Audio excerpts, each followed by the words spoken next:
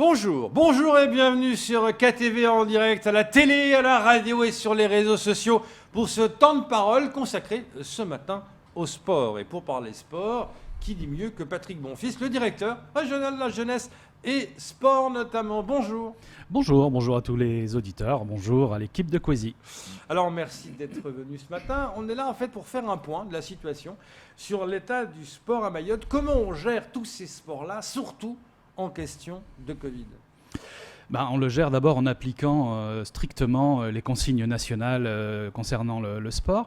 Alors on a un petit avantage actuellement à Mayotte, c'est que nous ne sommes pas sous confinement, donc on reste sous l'arrêté du 18 et non le dernier en date, ce qui permet encore une certaine pratique, bien évidemment, avec les gestes barrières et les protocoles sanitaires qui vont avec. Mais est-ce que les clubs ne s'y perdent pas trop? Parce que des fois, on voit des échanges pour le football ou pour le handball. Les gens s'y perdent un peu. Mais est-ce qu'on peut faire ça? Il faut des référents Covid. Ça a l'air assez complexe à mettre en place quand même. C'est complexe, mais la période est compliquée. Donc forcément, la complexité se ressent aussi dans la pratique sportive. On a des liens directs avec l'ensemble des acteurs. J'ai 3 mails par jour de la Fédération de football, bien évidemment, et de la Ligue que je transmets, bien évidemment, avec l'ensemble des partenaires.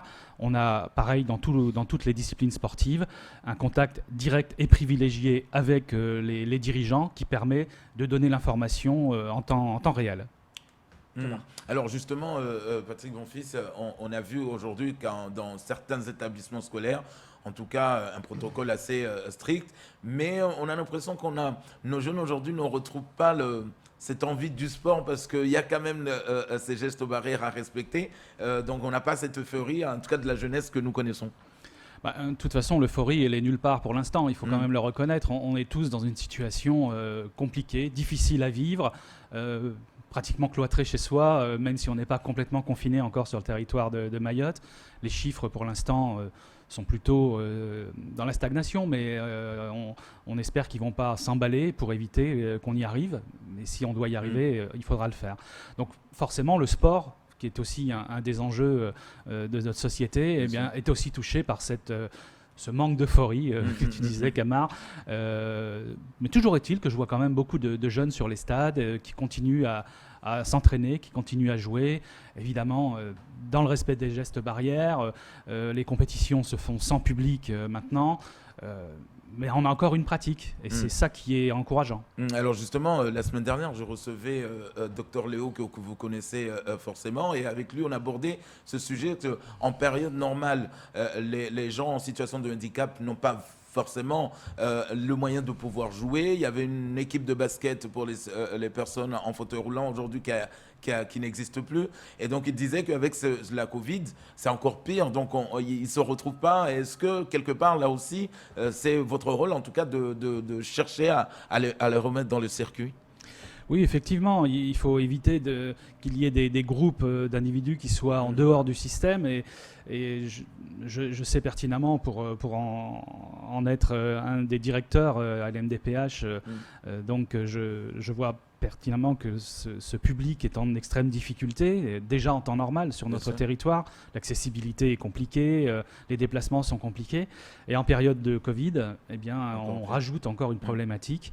Et je sais que le docteur Léo et l'ensemble des personnes en situation de handicap sont à la peine en ce moment dans cette période tendue. Qui dit sport dit évidemment infrastructure. On a parlé de cette piscine olympique qui devrait arriver. Où en sont justement? Faisons un état des lieux des différentes constructions prévues à Mayotte, ça en est où? Alors, il y a des choses qui se font actuellement. L'Agence nationale du sport a financé la réfection de différents espaces sportifs pour l'instant. On a un document que l'on attend, qui est le schéma de développement du sport, dans lequel on aura le schéma de développement des infrastructures sportives, qui nous permettra d'avoir une ligne directrice, nous permettant, dans les années suivantes, à venir, dans les 10 ans à venir, d'avoir une programmation sur ce que l'on doit faire, pour quel public et à quel endroit. Donc ce document est en cours d'écriture, il doit nous être livré dans le courant du mois de décembre par le CROSS et le conseil départemental donc, qui est à la manœuvre, puisque c'est un document départemental. La concertation se fait avec les municipalités pour savoir où on va mettre les grands stades, cette piscine olympique et ainsi de suite. Tant qu'on n'a pas ce document en main, tant qu'on n'a pas des lignes directrices politiques, on a du mal à faire des projections. Mais il n'empêche que des infrastructures se construisent, que les municipalités se sont engagées sur pas mal de chantiers. On peut voir par exemple à côté de la MJC de Mgombani, un établissement qui est en train de se monter. On va avoir une salle couverte magnifique. Et il y en a d'autres un peu partout sur le territoire qui sont soit en construction, soit en réfection. Parce que ce qui est en jeu, là, quelque part, est-ce que c'est pas les jeux des îles? On en parle souvent du jeu des îles de 2027, et pour ça, il faut les infrastructures qu'on n'a pas aujourd'hui. Est-ce que ça rentre vraiment en ligne de compte pour ce fameux projet, justement, cette mise en place des plans de construction? Oui, c'est un des facteurs qui rentre dans la projection que l'on doit avoir, surtout que les élus veulent avoir, et l'État qui va les accompagner sur une dynamique. Quand ils nous auront clairement dit où ils veulent et ce qu'ils veulent, on pourra forcément les accompagner au mieux. Les Jeux des îles et cette candidature donc, pour 2027 étant un des facteurs primordiaux, puisqu'il faut des infrastructures spécifiques pour pouvoir les organiser. Et si on ne les a pas, eh bien la candidature sera caduque, puisqu'on ne pourra pas honorer, bien évidemment, ces Jeux des îles. On s'en est aperçu plusieurs fois, par exemple, quand les Comores étaient candidates, mais qu'elles n'avaient pas leur bassin olympique. Bon, cette fois-ci, elles l'ont. On a vu ça aussi sur d'autres territoires. Par exemple, ceux qui se sont désistés récemment, les Maldives, parce qu'ils n'ont pas eu le temps de construire l'ensemble de leurs infrastructures à cause du Covid et des problématiques politiques sur leur territoire. Mais justement, est-ce que vous pensez qu'on aura le temps? Supposons que voilà, c'est fléché, 2027, etc. Vous pensez qu'on sera prêt pour 2027? Parce qu'il faut non seulement des structures sportives, mais aussi il y a tout le système qui va avec, les hôtels, les transports. On l'a vu lors du Jeu des îles qui était à Maurice, tous les hôtels, les transports. Il y a toute une logistique là aussi. Donc on focalise sur les bâtiments, mais est-ce que vous pensez qu'on sera prêt? Alors sur les bâtiments, si on s'y prend dès à présent, c'est-à-dire dès qu'on aura le schéma de développement du sport et des infrastructures, et qu'on lance tout de suite les opérations, oui, 7 ans, c'est tout à fait faisable. Quoi qu'il faudrait les avoir un tout petit peu avant pour au moins montrer à ceux qui vont voter quelles sont nos infrastructures. Pour ce qui concerne les infrastructures d'accueil et de déplacement et ainsi de suite, je ne suis pas à la manœuvre, mais ça fait partie des éléments sur lesquels nous avons insisté avec mes équipes, avec l'État bien évidemment, la DEAL et d'autres partenaires, en disant attention, il faudra aussi pouvoir accompagner l'ensemble du dispositif. Les infrastructures sportives, c'est un point, mais il va falloir loger environ 2000 personnes, une rotation bien évidemment des avions, donc une rotation aussi des déplacements en bus, avec peut-être des lignes dédiées de bus et ainsi de suite. Tout ça, ça fait partie du plan qu'il va falloir mettre en œuvre. Alors justement, Patrick Bonfils, il y a beaucoup de gens en tout cas qui ont mal perçu la nouvelle quand on a entendu une piscine à Kaweni avec les bouchons. On se demandait, est-ce qu'aujourd'hui, avec des jeux comme ça, par exemple, avec les bouchons que nous connaissons, est-ce que c'était pas plutôt préférable de le mettre dans les périphéries de Mamoudzou, en dehors de Mamoudzou, une piscine par exemple? Alors le positionnement de la piscine n'est pas du fait de l'État, hein, je vous le dis tout de suite. Nous, on avait aussi proposé d'autres alternatives pour ce bassin. Le conseil départemental prend bien évidemment ses responsabilités, puisque c'est lui qui est opérateur de cette infrastructure. Il faudra effectivement arranger la problématique de la circulation. C'est une certitude, c'est une obligation. Et on sait qu'on a déjà des projets de contournement de Mamoudzou par les hauts et qui permettront certainement de désengorger la circulation au sein de Kaweni. Là, c'est forcément une réflexion que doit mener le conseil départemental et la ville de Mamoudzou si on veut que l'accessibilité à cette infrastructure puisse se faire correctement. Alors justement, on va revenir un peu sur l'athlétisme, Patrick Bonfils, si vous voulez bien. Quand on regarde aujourd'hui pas mal d'athlètes qui nous disent c'est dommage quand on a un stade à côté à Cavani qui ne finit jamais, c'est dommage qu'on ait juste une petite piste du côté de la petite terre, ou même les lanceurs de javelot ne s'y retrouvent même pas. Aujourd'hui, est-ce que tout ça aussi c'est quand même quelque chose qu'il faut tout de suite revoir?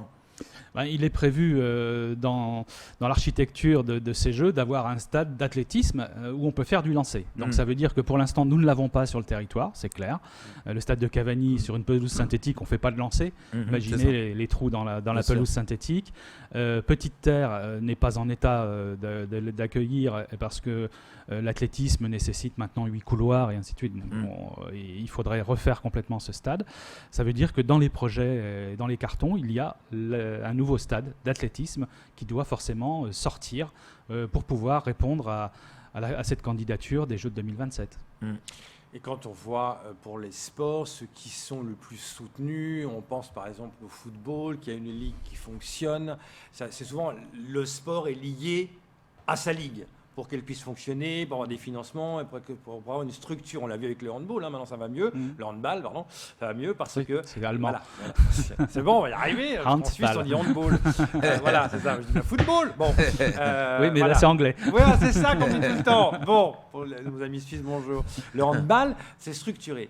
Je parlais avec Bruno du judo qui me disait, il s'énerve, lui, il dit, mais on a rapporté le plus de médailles du Jeux des îles, on demande des aides, on demande des structures, et on n'y arrive pas. Donc, à un moment donné, est-ce qu'il n'y a pas là un dysfonctionnement au niveau du sport à Mayotte, en disant, voilà, le sport qui rapporte le plus de médailles à Mayotte n'est pas structuré, pas par la faute de ceux qui le font marcher, mais par la faute de quelque chose qui est plus haut. Et le plus haut, c'est quoi? C'est vous, en tant que directeur sportif de Mayotte? C'est l'État? C'est quoi?